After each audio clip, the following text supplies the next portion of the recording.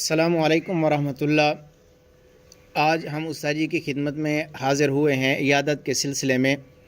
استاد جی اپنے تصنیفی کام میں بھی مصروف ہیں، لیکن اس موقع کو غنیمت سمجھتے ہوئے ہم چند ایک سوالات استاد جی کی خدمت میں رکھتے ہیں تاکہ اس کے بارے میں ہمارے جو شبہات ہیں وہ ختم ہو جائیں۔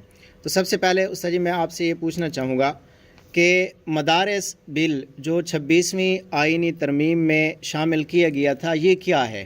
وعلیکم السلام ورحمۃ اللہ وبرکاتہ۔ جس وقت سے مملکت خداداد ملک پاکستان معرض وجود میں آئی ہے تو مدارس اسلامیہ کا اس وقت سے ایک ہی مطالبہ چلا آ رہا ہے کہ ہم بھی سوسائٹی کا حصہ ہیں، تو ہمیں سوسائٹی میں شامل کر کے حکومت اپنے ہاں رجسٹر کر لے اور ہمارے بینک اکاؤنٹس کو کھول دے، اور تاکہ ہمارا ڈیبٹ کوئی ہو، کوئی کریڈٹ ہو، آمد و رفت ہو، معاملات ہوں، وہ حکومت کے گھر میں درج ہوں اور ہمیں رجسٹر کیا جائے۔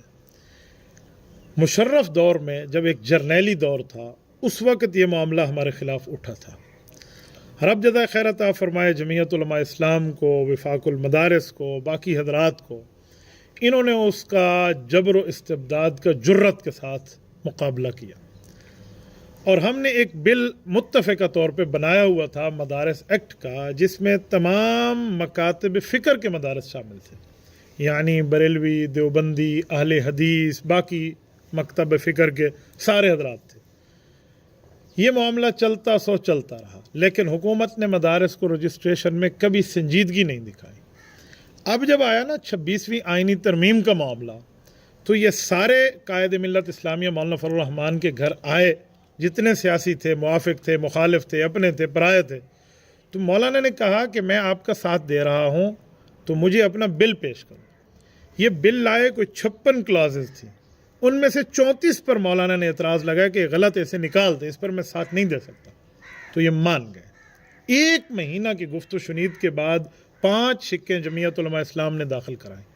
نہ اس پر وزارت لی، نہ اس پر کوئی مشیر اپنے بنوائے، نہ اس پر کوئی پیسے لیے، صرف اور صرف انہوں نے یہ کہا کہ سود ختم کرنا ہوگا، شرعی عدالت کے نظام کو بہتر کرنا ہوگا، اسلامی نظریاتی کونسل کے سفارشات کے مطابق کرنا ہوگا، اور اس طرح مدارس بل میں اس کو ایکٹ بنائے۔ تو یہ اتفاقی صورت تھی، یہ پچھلی گورنمنٹ میں بھی بن چکی تھی، جس میں جناب آصف علی زرداری MNA نواب شاہ تھے، تو وہ اس کے بنانے میں باقی معاملات میں شامل تھے، لیکن اس وقت سینٹ معرض وجود میں پورا نہیں تھا، تو معاملہ اوپر نیچے ہو گیا۔ اب جب یہ وقت ہے، مولانا نے کہا جی پاس کریں، تو انہوں نے کہا جی بہت اچھا، یہ تو اتفاقی چیز ہے۔ تو انہوں نے وہ بل لیا اور باقاعدہ اس پہ دونوں ایوانوں نے اس کو پاس کر کے دیا۔ اب وہ کیا ہے، اس میں لکھا ہوا ہے 3-4 چیزیں ہیں موٹی موٹی، کہ مدارس قرآن و سنت کے مطابق اپنے نصاب کو خود بنائیں گے، مدارس کے اندر کوئی فرقہ وارانہ تعلیم نہیں دی جائے گی، مدارس کے جو چندہ ہوگا جسے ڈونیشن کہتے ہیں اس کا ریکارڈ باقاعدہ حکومت کے پاس رکھا جائے گا، وغیرہ وغیرہ، پوری ترتیب ہے۔ تو یہ ایکٹ پاس ہو گیا ہے۔ اب پاس ہونے کے بعد معاملہ یہ ہے کہ صدر صاحب نے اس پر آبجیکشن لگا کے بل واپس کر دیا ہے، باقی سارے قوانین پر اس نے دستخط کر دی، اس پر اس نے دستخط نہیں کیے۔ یہ ہے مدارس بل کا بیک گراؤنڈ اور مدارس بل کا معاملہ۔ سر جی ایک بات میں بھی پوچھنا چاہوں گا کہ صدر پاکستان نے مدارس بل کے ایکٹ پر کیا اعتراض لگایا ہے؟ صدر پاکستان صاحب نے اپنے ہی گراتے ہیں نشیمن پہ بجلیاں، وہی اعتراض لگایا ہے جو ہماری صفوں میں موجود کچھ حضرات بتا رہے ہیں کہ جی یہ صوبائی معاملہ ہے، یہ فلاں معاملہ ہے۔ اور حیرانگی کی بات ہے کہ وہ صوبائی معاملے کا صدر مملکت اعتراض لگا رہا ہے، پچھلی گورنمنٹ میں بطور MNA تو مسودے میں وہ شامل ہے، تو وہ کس بنیاد پہ لگا رہا ہے؟ اور اس دفعہ صدر مملکت مولانا کے گھر آ کر پورے اتفاق سے معاملہ لے کر گیا ہے۔ اب وہ کیا ایسی چیز ہے، کس غار سے ڈسا جا رہا ہے کہ اتفاق ہونے کے بعد آپ اس کے اوپر اعتراض لگا رہے ہیں؟ تو اعتراض صوبائی والا اس نے لگایا ہے، جو صوبائی والا اعتراض بنتا نہیں، تو یہ کوئی قابل ذکر اعتراض ہے نہیں۔ حضرت مفتی صاحب، میرا آپ سے یہ سوال ہے کہ حضرت مولانا فضل الرحمان صاحب کس حیثیت سے ہر مسئلہ پر فرنٹ فٹ پر آ جاتے ہیں، حالانکہ وہ تو ایک سیاسی جماعت کے سربراہ ہیں؟ دیکھیں، بات یہ ہے کہ مولانا فضل الرحمان دامت برکاتہ العالیہ صرف سیاسی جماعت کے سربراہ نہیں ہیں، مولانا اس جماعت کے سربراہ ہیں جو سیاسی بھی ہے اور مذہبی بھی ہے، اور تقریباً لاکھوں علماء کرام اس میں موجود ہیں اور مولانا ان کے سربراہ ہیں۔ چترال کی چوٹیوں سے لے کر کراچی کے ساحل تک لاکھوں علماء کرام، مفتیان عظام، پیران طریقت، پیران خانقاہ، مولانا ان کے قائد ہیں۔ تو جب مسئلہ مدارس کا ہوگا، علماء کا ہوگا، مفتیان کا ہوگا تو مولانا سامنے آئیں گے۔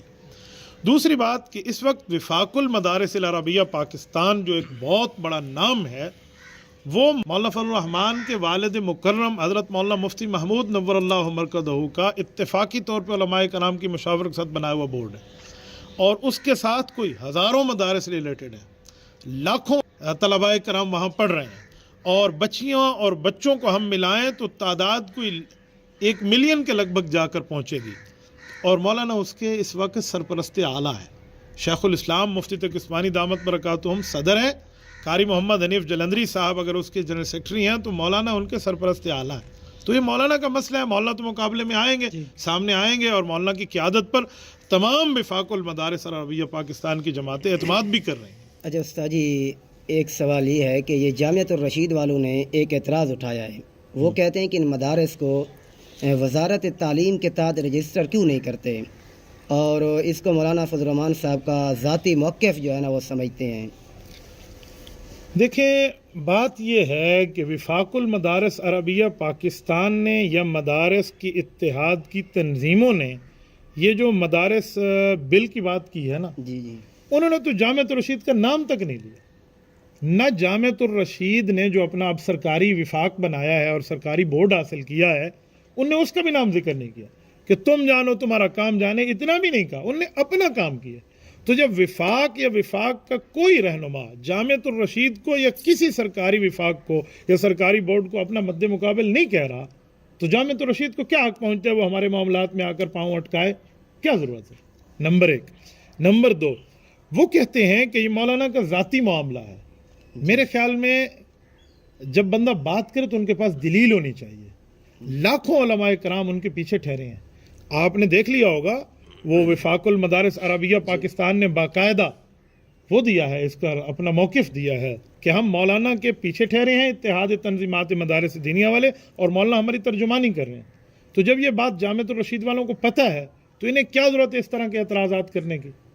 بلی تھیلے سے باہر نکالیں، مولانا کے ساتھ مسئلہ کیا ہے، ایسا نہ کریں۔ نمبر 2، جو دوسری بات آپ نے کی ہے کہ وزارت تعلیم کے ساتھ رجسٹریشن لے لیں، یہ میرے خیال میں جن کے پاس نالج نہیں ہے نا، یا جن کو پتہ نہیں ہے، ان کو تو یہ بدھو بنا سکتے ہیں، انہیں یہ کہہ بھی سکتے ہیں، انہیں دھوکہ بھی دے سکتے ہیں کہ وزارت تعلیم، وزارت تعلیم۔ میں اس پر 2-3 باتیں کروں گا۔ وزارت تعلیم کے محتاط اگر رجسٹریشن ہو جائے، جتنے اسکول ہیں، کالجز ہیں، یونیورسٹیز ہیں، یہ سارے وزارت تعلیم کے ساتھ رجسٹریشن میں شامل ہیں نا، تو مجھے بتائیں پوری دنیا میں ہمارا تعلیمی حساب سے کون سا نمبر ہے؟ اگر ہم وزارت تعلیم کے ساتھ رجسٹرڈ اپنے آپ کو کر لیں تو جو ہمارے اسکول کا لیول، کالج کا لیول، تعلیم کا لیول دنیا میں ہے کہ پتہ نہیں ہم کون سے جا کے 50ویں 60ویں نمبر پہ ہیں دنیا میں، یہی حال مدارس کا ہو جائے۔ حالانکہ مدارس خود مختار ہیں، اور مدارس کی خود مختاری یہ ہے کہ وہ آج پہلے نمبر پہ دنیا میں پاکستان کے مدارس ہیں۔ اتنے بندوں کو حفظ عرب ممالک نہیں کرا رہا جتنا پاکستان کرا رہا ہے۔ 1 لاکھ سے زائد حافظ ہم نے دیے ہیں وفاق المدارس کے سٹیج پہ، یہ صرف ہمارا ہے، باقیوں کو تو دور رہا۔ تو اس کے بعد بھی جامعۃ الرشید والوں کو یہ حق پہنچتا ہے کہ ہمیں کہہ کہ آپ وزارت تعلیم کے ساتھ رجسٹریشن ملے۔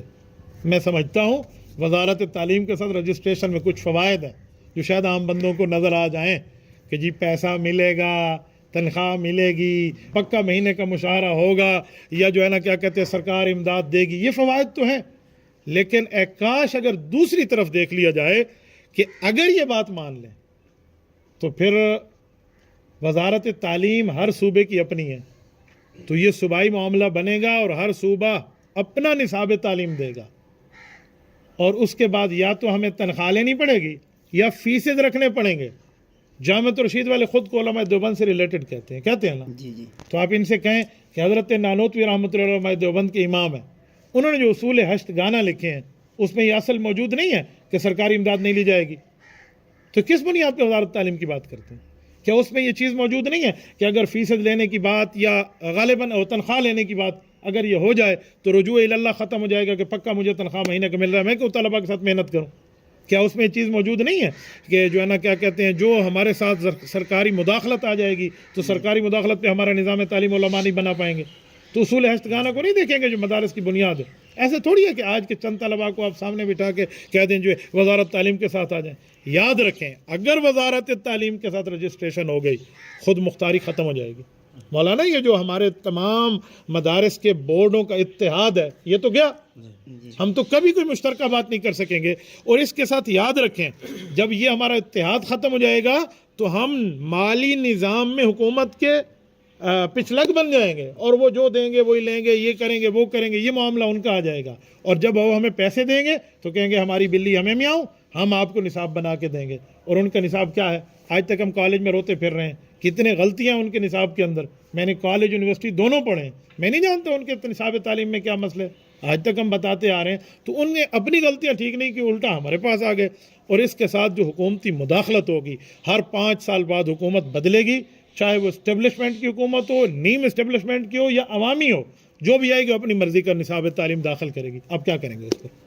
تو اس لیے جامعہ والوں کو کچھ سوچنا چاہیے کہ کون سی باتیں آپ لوگ ہمارے ساتھ کر رہے ہیں۔ میرا یہ سوال ہے کہ اس کے متعلق وفاق المدارس العربیہ پاکستان کا کیا موقف ہے؟ وفاق المدارس عربیہ پاکستان کا موقف آ چکا ہے، اور باقاعدہ طور پہ شیخ الاسلام مولانا مفتی محمد تقی عثمانی دامت برکاتہ العالیہ کی گفتگو بھی شاید آپ سن چکے ہوں، اور اسی طرح مولانا فضل الرحمان سرپرست اعلیٰ ہیں، ان کا موقف بھی آ چکا ہے۔ اور مستقل طور پہ یہ وفاق المدارس عربیہ پاکستان کا میڈیا سینٹر ہے، وفاق المدارس عربیہ پاکستان، یہ انہوں نے مستقل اس کو جاری کر دیا ہے۔ یہ دیکھیں آپ، یہ مستقل طور کے اوپر انہوں نے جاری کیا ہے، اور اس میں یہ لفظ موجود ہے کہ یہ جو حکومت تاخیری حربے کر رہی ہے یہ نیک شگون مدارس کے لیے نہیں ہے، مدارس کے لاکھوں طلباء طالبات کو بنیادی حقوق سے آپ ختم کر رہے ہیں، اور ہمیں سوسائٹی ایکٹ کے ساتھ آپ کیوں ہمیں وہ نہیں کرتے، کیا نام ہے، رجسٹرڈ کیوں نہیں کرتے؟ فرمایا کہ کبھی بھی مدارس والوں نے احتجاج کا راستہ اختیار نہیں کیا، حکومت ہمیں دھکیل رہی ہے کہ تم احتجاج کے راستے پہ آؤ، تم ٹکراؤ کے راستے پہ آؤ، تم لڑائی کے راستے پہ، جیسے حضرت مولانا فضل الرحمان صاحب نے نہیں فرمایا کہ ہم نے تمہارے ساتھ اعلان جنگ نہیں کیا، تم ہمارے ساتھ اعلان جنگ کر رہے ہو۔ بھئی مدرسہ اپنے آپ کو رجسٹرڈ کروانا چاہتا ہے، آپ اس کی بنیادی حقوق جسے کہتے ہیں فنڈامنٹل آف رائٹس بھی نہیں دیتے۔ آپ مجھ سے پوچھیں نا کہ میری ضرورت کیا ہے، میری ریکوائرمنٹ کیا ہے، میری نیڈ کیا ہے، ہماری حاجت کیا ہے، میری ضرورت کیا ہے، ہم سے پوچھے بغیر آپ جو مرضی کریں۔ تو وفاق المدارس نے اپنا موقف دیا ہے۔ اور ابھی جو آپ بات فرما رہے تھے نا کہ مولانا کا کیا معاملہ ہے، یہ وفاق المدارس کا لفظ ہے کہ مولانا فضل الرحمان کی مدارس کے حوالے سے کاوشیں قابل تو دیکھ لیں آپ۔ تو اب بھی لوگ کہیں کہ حضرت مولانا کے اس میں کیا معاملہ ہے، اور یقین مانیں انہوں نے وہاں ایک جملہ کہا ہے، انہوں نے کہا کہ مولانا فضل الرحمان صاحب نے حکومت مخالف تحریک چلانے کا عندیہ دیا نا، تو ہم وفاق المدارس والے اور 4 صوبوں کے ذمہ داران نام لکھیں کہ ان حضرات نے بھی اپنے ایک مشترکہ بیان میں گہری تشویش کا اظہار کیا ہے اور مولانا کے کردار پر ان کو خراج تحسین پیش کیا۔ وفاق المدارس کا تو یہی موقف ہے۔ تو لہٰذا ان حضرات کو سوچنا چاہیے کہ ہم اپنے معاملات کہاں تک لے کے چل گئے ہیں۔ ایسے نہیں ہوتا، جامعۃ الرشید جانے، سرکاری بورڈ جانے، سرکاری وفاق جانے، ہمارا وہ معاملہ نہیں ہے۔ ہماری اتحاد تنظیمات مدارس دینیہ اپنی جگہ ہے، وہاں علماء دیوبند بھی ہیں، بریلوی علماء بھی ہیں، اس طرح اہل حدیث علماء بھی ہیں، باقی مکتبہ فکر کے بھی حضرات ہیں۔ تو ہمارا اپنا معاملہ ہے، ہم جانے حکومت جانے، وہ تو پہلے سے سرکار سے ووٹ لے چکے ہیں، لہٰذا انہیں اس معاملے میں آنے کی ضرورت نہیں ہے۔ اللہ آپ کو خوش رکھے۔ میری طبیعت کا معاملہ بھی کافی ہے، تو آپ کے اگر سوالات پورے ہو گئے ہوں تو میں کچھ اپنا کام بھی کر لوں۔ ٹھیک ہے، صحیح۔ جزاک اللہ۔